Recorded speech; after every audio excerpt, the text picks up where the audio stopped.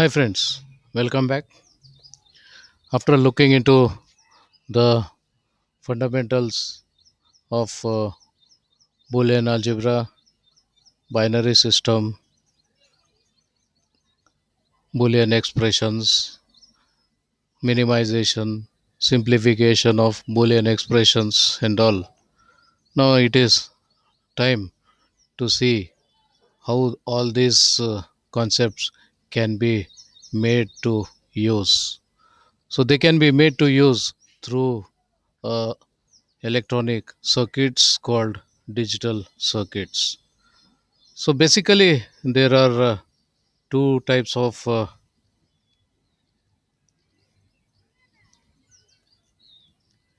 digital circuits. One which doesn't need to remember the past, and the other one needs to remember the past. So the one which doesn't need to remember the past is give an input, modify it, and get an output. And this circuit doesn't depend on what action was done previously, what was the input available previously, and what was the output it had given previously, and so on. So, this is totally independent of time. There's nothing like time concept here, and this type of circuitry is called a combinational digital circuit. Whereas there is one more type of circuitry whose output whose output not only depends upon the input but also depends on what was the output previously. So it also depends upon what was the output previously. So the previous output we should know as an input. Therefore, this output we should know as an input. So there should be a feedback, and this output was in the past, and that is required now. Then there should be some delay. So what was in the past should be made available now, and past and now there is a time delay, and that delay has to be made here, so that after one delay this past is made available here, so that the current input will verify with the past output, and accordingly the next output is created. So this type of circuit we call sequential circuit. So confused? Yes, sure, should be. That's what a textbook talks about. So let me make the things simpler. So if anybody asks you what is 2 plus 3,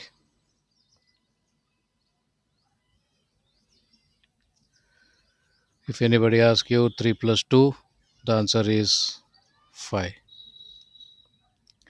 When it is asked, doesn't make any sense. And before 3 plus 2 was asked, what was the question? Doesn't make any sense. So after this, what question will be asked? Doesn't make sense. So anytime a child is asked what is 3 plus 2, the answer is given by the child is always 5. Doesn't make sense whether it is asked in the morning, afternoon, evening, or whatever it is. So that's this type of activity which doesn't require time concept is a circuit which we call combinational, which don't have to remember the past. Okay. Now other side, if you want to see, If somebody asks you, what is today? What day is today? So this you can answer only if you know what was yesterday. If yesterday was Thursday, then you can say today is Friday. If yesterday was Sunday, then you can say today is Monday. And if you don't know what was yesterday, how do you answer what is today? Definitely no. So without knowing what was yesterday, you cannot answer what is today. So that's one thing. And I hope you have played this game of counting in the childhood. So you are asked to count, and while counting, somebody was disturbing you. And if you are getting disturbed and if you are distracted, then you fail to continue counting. So let me just recall how were we counting: one, two, three, four, five, six, and all that. What was actually being done inside the brain? What is actually happening is when you say one, so yes, you remember one, and then to that you add a one, and one plus one becomes two. Then you remember two, then two so gets back, and to that 2 add 1, then it becomes 3. 3 goes back, 3 plus 1 4 comes out, 4 plus 1 5 comes out, 5 plus 1 6 comes out. So that's what was happening inside. Unknowingly we were doing all this activity, and we were generating a sequence of numbers. A sequence of numbers, if you want to generate, or even if you say 2 stable, then what actually you are doing is 2 you start with, and 2 plus 2 is 4, 4 plus 2 is 6, 6 plus 2 is 8, 8 plus 2 is 10. So that's how we were doing. And what do you mean by 2 plus 2 is 4, then 4 plus 2 is 6, 6 plus 2 is 8, 8 plus 2 is 10. So that's how. So you started with 2, and this 2 you got here. 2 plus 2 is 4, then you got this 4 here. 4 plus 2 is 6, then 6 came here. 6 plus 2 is 8, then 8 came here. 8 plus 2 is 10, and that way we continued. So instead of writing in this way, you can put that in the form of a loop, and that's what we did. So first we started with a 2 here, that gone back, added a 2, got a 4, 4 comes back, added a 2, 6 here, 6 comes back, added a 2, 8 here, 8 comes back, and that continues. So here, if you want a new answer, you should know old answer. Without knowing old answer, you cannot continue. So what is next number? If I ask you what is next number, yes, definitely you will say 10 plus 2 is 12. Now, if I give you a problem like, yes, we have repeated this for some times, now tell me what is answer. Can you answer this? Yes, the answer is no. And the better answer would be, stop behaving like a stupid, give me the previous step. If you give me the previous step, only then I will give you current step. So if you don't give me previous step, I cannot answer it. So this has to be followed by previous step. And if you don't tell me previous step, I cannot tell you the current answer. So even if you are expecting me to answer, then you are a fool. So make sure you correct your question. That's what uh, one who is getting inquired is can respond. So definitely this is not the way to ask the question. So 10 plus 2 is 12, fine. The next one, if you ask, yes, we can answer.